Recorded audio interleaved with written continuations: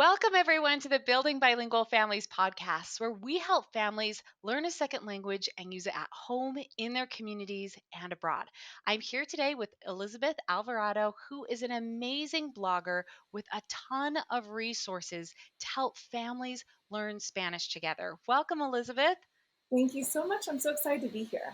Oh, I am so excited to have you because you may not know this, but you came into my life at the start of my Spanish learning journey.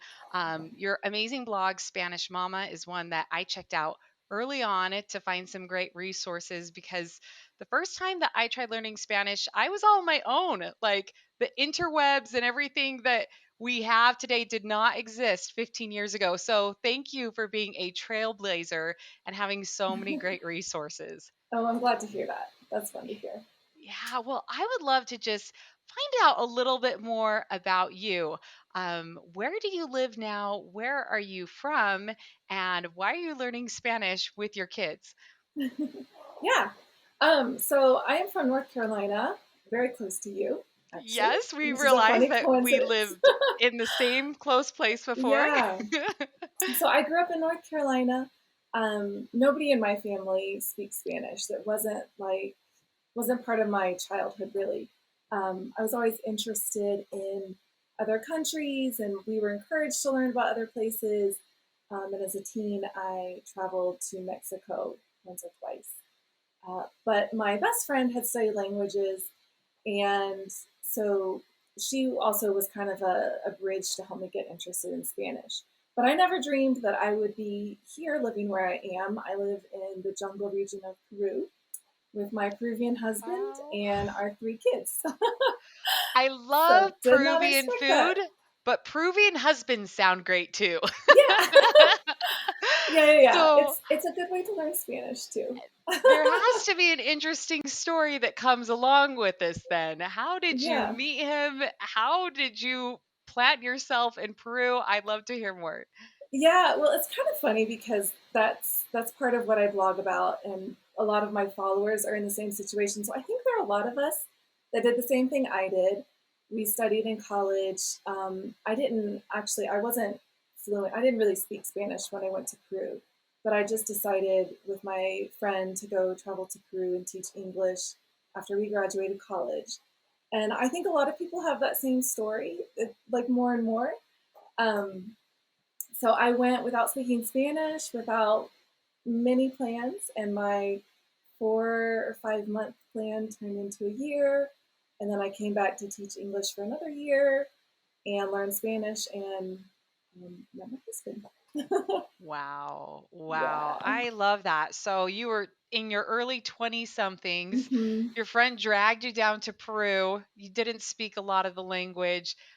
What was that experience like? Many people look at someone like you who's now fluent in the language, raising your kids bilingual. They may not realize that you've been in that hard spot at the start that they Yeah. might be at. Yeah. And I had thought about studying Spanish in college, and then I had a teacher that was just super intense. And she just like I was honestly just scared. I just thought I just don't feel good about this, and I don't think I'm good at Spanish, so that's just not in the books for me. But I'll go to Peru, and maybe I'll learn enough that I can, carry on like a small conversation that I can help a little bit in the school that I'm teaching in. And then the other piece of the puzzle was that my best friend that I went with was fluent in Spanish. She had majored in Spanish and just really gifted with the languages. So being next to her, I think I was even more hesitant to try because I thought I'll just let her translate for me. And why would I sit here and struggle through it when I have someone that can do it for me? So after she left, after a few months, and I stayed on and she left, and I was kind of like sink or swim. That's when I realized that all that I had really absorbed and could speak. And of course, when you have to use it to just get through your day, it's a whole nother experience. I love that. You had like this security blanket of your Right. friend, and then eventually you had to separate and what it gave you. And I think that's just amazing because you're now a mother of two, three kids. Three Did my kids. Mm-hmm. three children. And in some ways, I think we are their security blanket with Spanish from Mm-hmm. the start.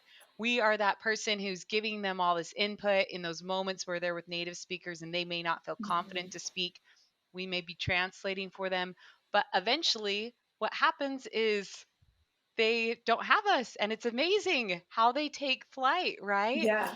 And I Oh, actually that's remember, I awesome. remember a specific moment that we had some visitors from the US come, and it was the first time that, you know, I was the best Spanish speaker in the room. Like I wasn't a great speaker, but I spoke the most. And I had to translate between these visitors and the Peruvians that were local, and that just boost of confidence like makes you realize that all you really do know, um, and especially when you're not comparing yourself, because so much of language I think is a confidence thing too.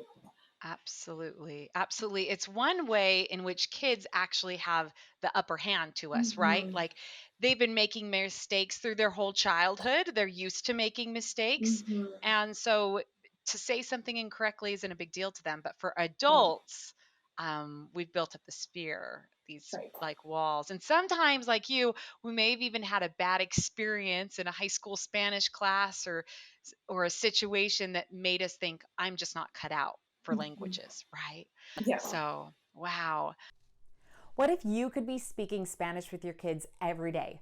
What if it became a natural way of life rather than another chore to ditch? Well, I have the perfect tool for you to make it happen. It's the Speak Spanish Everyday Guide, and it helps parents from beginners to native speakers infuse more of the language into their homes, creating an immersive environment where you improve your vocabulary right alongside your kids. In the Speak Spanish Everyday Guide, I reveal some of my secret ingredients to keep language learning super fun and motivating. We give you hacks to help your kids start speaking back more in their second tongue, and the guide is 100% free. Along with it, I give you 4 videos that will show you how to put the steps right into action. Get access to the guide in the link in the show notes or check it out at learnwithmelanguages.com. Well, okay, so obviously you got to know the language enough to get to know your marvelous husband. Yeah. Yeah. What made you decide to start this life together in Peru? So actually, he had a crazy experience because the way the visa worked out was that he had to get the fiance visa to go to the U.S. So that meant at that point our whole relationship was in Spanish. So he flew to the U.S. on a fiance visa, had 90 days for us to get married. So he just arrived to like my parents' house, and I was working at the time. So he was like hanging out with my mom for the couple weeks before our wedding. Yeah. And But not he's speaking a lot of English, right. right? No, he didn't speak English, but he learned really fast. I think he learned faster than I learned Spanish because he's just really outgoing and is not afraid of things. He's just a go He's getter. probably kind of motivated. Yeah, He's like, for I need to sure. be able to talk to my mother-in-law. Yep. Yeah. But yeah. That's how. So our first few years, really the first 8 years that we were married, we lived in the U.S.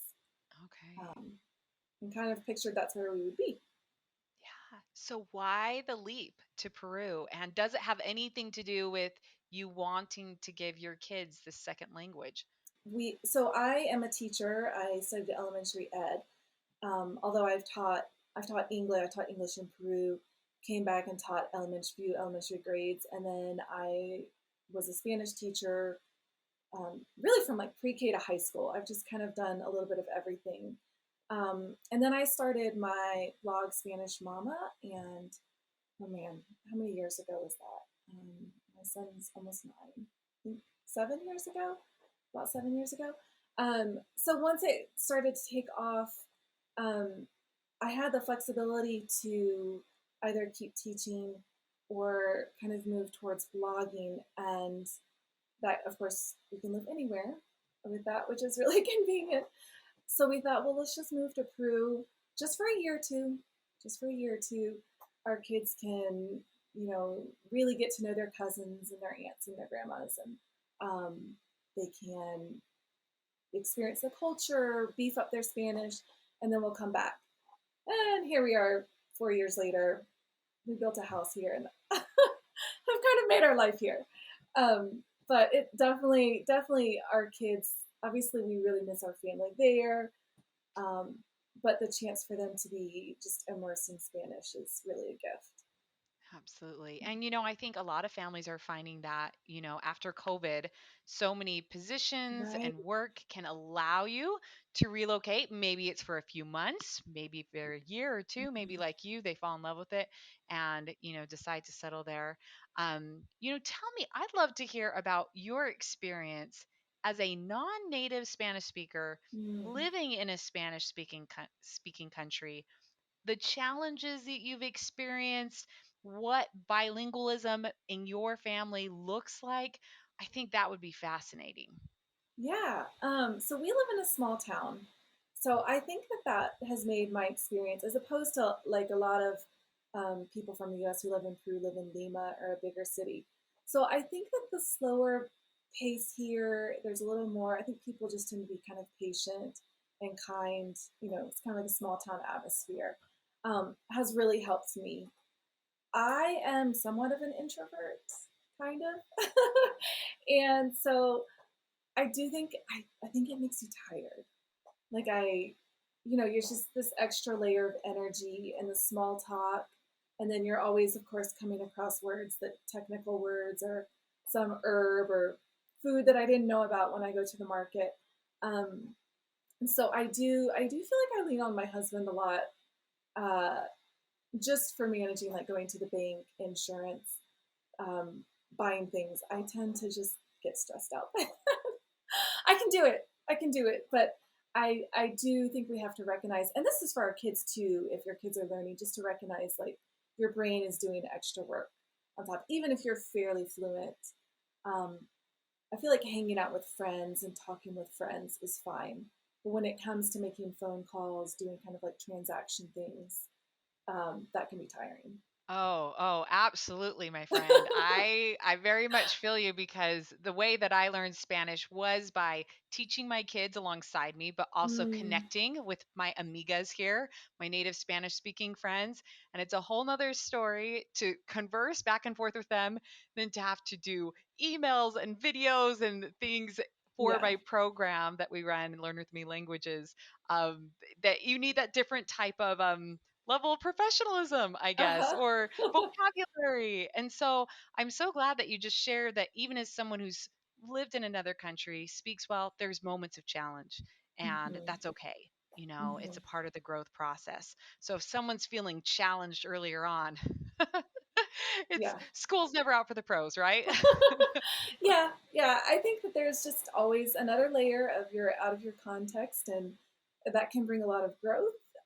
But sometimes, it just makes you a little more worn out when you're growing. Yeah.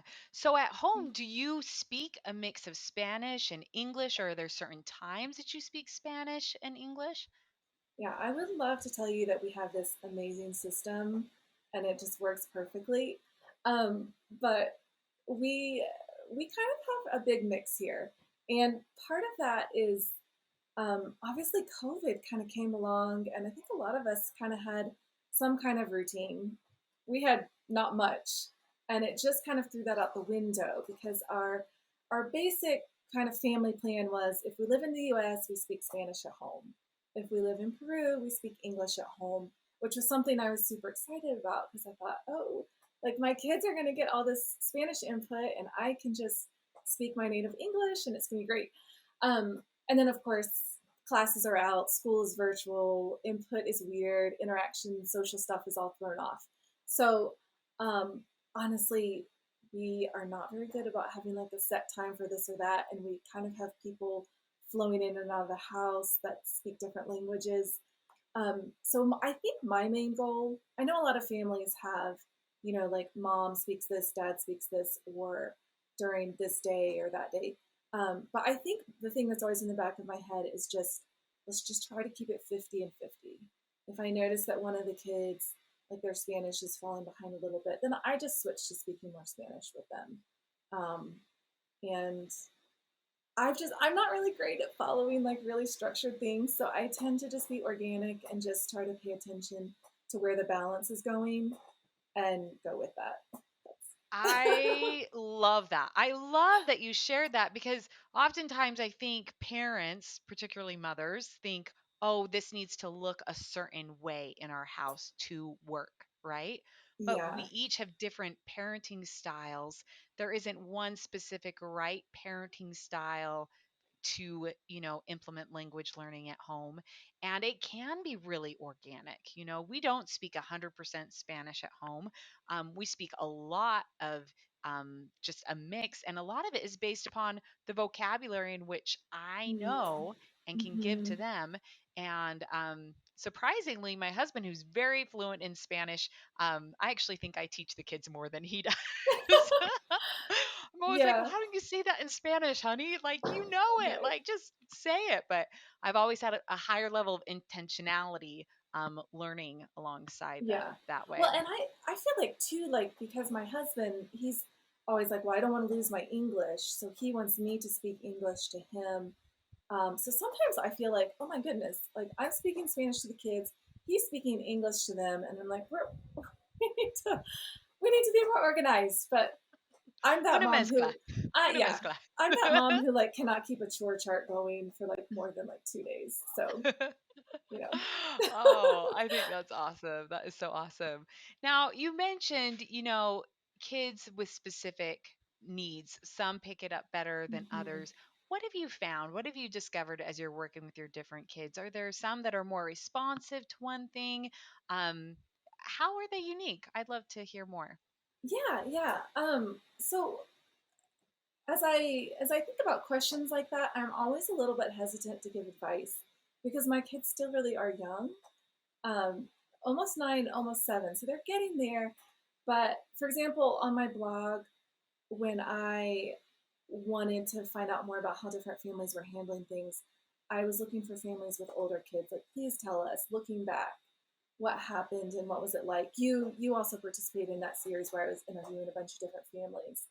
Um, so just from my experience with my younger kids, I have definitely found that there is a huge gap between my son and my daughter. My 2-year old is still kind of coming up. Who knows what it will be like for him? But just between my two oldest ones, there's a huge difference. And it's not just a difference in how they learn Spanish. It's pretty consistent the way that one has learned to read and then the way the other one learned to read in English and in Spanish. Um, one of them is just a more precise kid. And like, even as a 2 or 3 year old, he knew we speak English to grandma in the United States and we speak Spanish at home, and he would differentiate.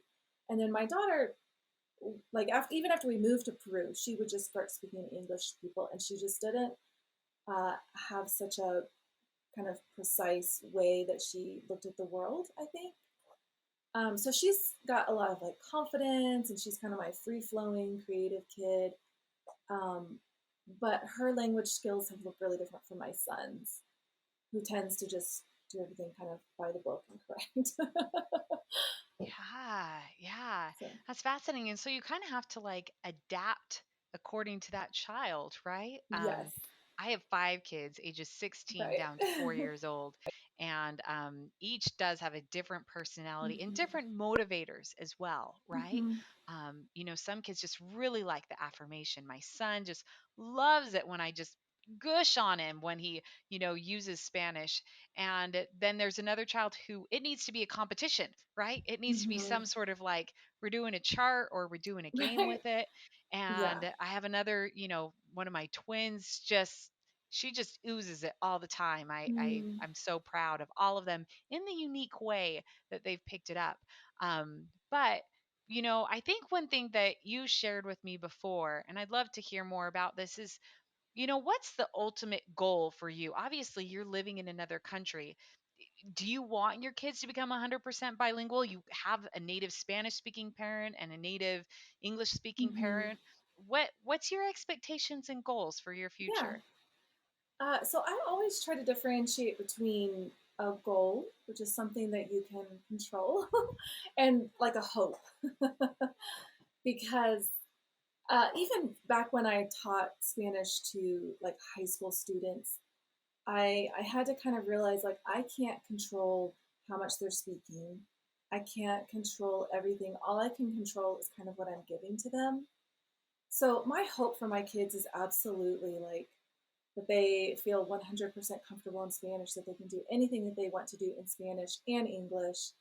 If they want to go to university here or in the U.S., that's what I hope. And so, but I feel like I don't want to put that goal on them because ultimately I can't control what they decide to do with the language and where they go with their life. So I just try to think of it in terms of my goal is that they receive that 50% of Spanish. Sometimes it means we read books that, are in Spanish, or we switch the movie to Spanish, or maybe it determines how long we live here in Peru versus US, whatever it means. I just try to meet my own personal goals of as their mom in this time of life when they're not, uh, you know, they're not making these decisions. I'm the one making decisions of what language that they'll hear and what language they're surrounded by. Um, so I just try to give them everything that I can give and hope that it just opens all the doors that they want. Because I do think, like, our family is set up for success. I mean, we're living in a Spanish speaking country. My husband is fluent or native speaker. Um, but just even looking back to my childhood, I wasn't raised bilingually and I speak Spanish now. So if all I did was give my kids this high school level where they feel confident and they don't have to go through all that I did, then I will still feel so proud of them.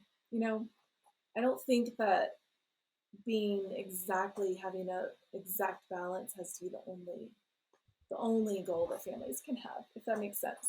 Yeah, I actually really love that because I feel like when we don't make as much progress as what we Mm-hmm. may want, we can feel like a failure. And, Mm-hmm. moms already hold a very high standard for themselves. And so feeling a failure on yet another thing is not worth Mm-hmm. doing it, right? But really, like you're saying, any amount of Spanish that you're giving your kids, it's truly a gift. It Mm-hmm. really is. It's a gift that you're giving them, even if that's a lot of nursery rhyme songs and some books, or if Mm-hmm. that's lots more interaction and native travel or native living, like you're doing. It's all a gift. So I Mm-hmm. love that. That's just beautiful. Now, has there been any challenges that you've experienced on this language learning journey? I would love to hear just some honest things of, Yeah. some moments for either yourself or your kids that if you wouldn't mind being vulnerable and sharing. Yeah. Well, I think I shared a few of them. Like I had classes that I just struggled with, which really influenced me as a teacher. Like I did not want my students to have that same experience that I did of just feeling dumb. Because the truth is we can all learn languages. We're sitting here speaking English because we were all born programmed to learn at least one language. Um, so I had a rough start there, and I struggle a lot with shyness. My husband is the kind of person that if he makes a mistake, he's like, please tell me. Like, why didn't you tell me? I've been saying this word wrong for 5 years. And I, on the other hand, like if someone corrects me, I'm just like crushed. And like, I know you should correct me. Please tell me, but also don't tell me. Please don't tell me if I make mistakes. So I definitely struggle with that. Um, as far as my kids, um, so my second daughter kind of had a period. Uh, the past 6 months have gotten better, but she had a period, like probably 2 years there, where she would come home from school or being with friends or on her online classes or whatever, and just be like, I don't know how to speak Spanish. I just don't know what I'm doing. Everybody's telling me I don't know how to speak Spanish. And unfortunately, like sometimes when she's been around monolingual kids, if she's struggling with just a few words, they'll just think that she just doesn't know Spanish instead of kind of like helping her to find what the word that she's looking for. And that was really hard because I was like, my husband's a native speaker. You've been living in Peru since you were two. We've tried really, really hard to give you everything, and you're here sitting and telling me that you just don't know, you don't know Spanish, and we're just going to speak English. And so I just really try during those kind of moments. And also, I think it was when I saw you in July. Like I have a blog about teaching your kids Spanish, and my son just was like, Mom, I just really want to speak English. I just really don't. I don't want to speak Spanish anymore. And I actually told him that month, I was like, you know what? We're in the US. I was like, I'm still going to speak Spanish to you, but you don't have to answer me. Like, let's just take a break and you can enjoy yourself. And then we'll go back to it later. And he never mentioned it again. But there are these moments as a mom when you're like, you have put all this effort into it. You've like maybe turned your life upside down to give them, and you've sacrificed. If you're a non-native speaker like you and I are, I mean, you've sacrificed a lot of just what could have been really natural, like moments of just speaking to them without thinking. You know, all these moments that you made this effort, this extra effort to like give them this gift, and then they're just like, I don't want it, or I don't like it, or I don't feel good when I speak Spanish, and I just want to speak English. And so, um, I think I got off on a tangent here, but I would just say that I really just try to have patience and look at this as like a long term game, because I think that there are a lot of kids that it goes up and down, and even for me, there are times when I'll just have like bad a bad language day, and just several things will happen in a row that will just make me feel um, like I've hit a plateau, or I'm not making progress, or I'm not as good as I thought, or someone criticized my accent or something. And um, so I'm trying to model for my kids just that patience of just stick with it, stick with it, Mhm. just because, Paso, paso. yeah. And I think to me, that's one benefit of having non native speaking parents is that Mm-hmm. you have those moments, right? You go through those emotions. And so you can come from a place of a lot of empathy. And Yeah. as you were talking about, that sad but sweet experience of not feeling accepted by peers who are monolingual Spanish speakers, it makes me think even more about why our family language exchange program is very cool Mm-hmm. because you have students who are monolingual helping each other. And so they're realizing that empathy, and not often are kids put in that situation where they need to be the help for the other friend. Oh They yeah. need to, assist that way. So, I hope someday that we can help families and kids like Yeah. your kids who feel like unsure in Yeah. those No, situations. I love that you said that, because I think when you're talking about one of the goals, we have this language goal of learning Spanish, sure. But you just touched on what I should have said was the other goal too, of just we just want to raise empathetic human beings who really love other cultures and are welcoming. And I think if they've had this experience of trying and knowing that it's hard, then I can imagine when they meet someone else later, especially in the US that's just full of immigrants, and it is not easy for immigrants to come to the US, um, Yeah. especially if people have never experienced themselves what it's like to be new, and to just try to make small talk in that language. And I just hope that my kids carry that with them. Yeah. And I know And that that that's a really cool thing that you do in your program too, is just connecting. People are having that same experience of like trying new things and putting them together. I think that that's really, really cool. Yeah. Learning Spanish, having that skill is wonderful in itself, a Mm-hmm. skill. But to me, what's even more powerful is the connection that you can create with other people Oh yeah. who really need that connection. And they connect better with you because they see that you're struggling in the language and you're trying. And Mm-hmm. ultimately, I feel like it just creates a more welcoming, empathetic world in which we value everyone's cultures. We don't think that we're Mm-hmm. better than anyone else. Mm-hmm. We see the struggle and want to help instead of casting judgments. So Mm-hmm. I'm so glad that you see that. It's a huge part of our movement that we are bridge builders. And when families, maybe that they're not living abroad like you, but I certainly probably would guess that when someone comes up and speaks English to you and is willing to have that conversation, it helps you feel a little bit of home Mm-hmm. living there in Peru. Yeah, yeah, for sure. Yeah, that's awesome. I love that. That's so great. Well, is there anything that you would like to, just leave with our listeners, like key points, if maybe they're struggling with this goal or they don't know quite where to start? What would you suggest for them? Good question. Let's see. I would say if you're a native speaker, sorry, a non-native speaker, the same boat that you and I are in, I think you definitely want to try to surround yourself with things that don't make you the only source of language. Because I think we all know when you, especially if you start with someone who's really little, like a baby, and it's kind of like this monologue that you have, and they're not talking back with you, and that's really hard. It's harder than a lot of people expect, and that's a reason why a ton of families start out thinking, "Oh, I speak a lot of Spanish. I'll teach my kids," and they don't do it because it's not the way that you picture it. So I would say arm yourself as much as you can with resources. So yeah, like stock up on those books in Spanish, stock up on music in Spanish, whatever you can turn, media, movies to Spanish.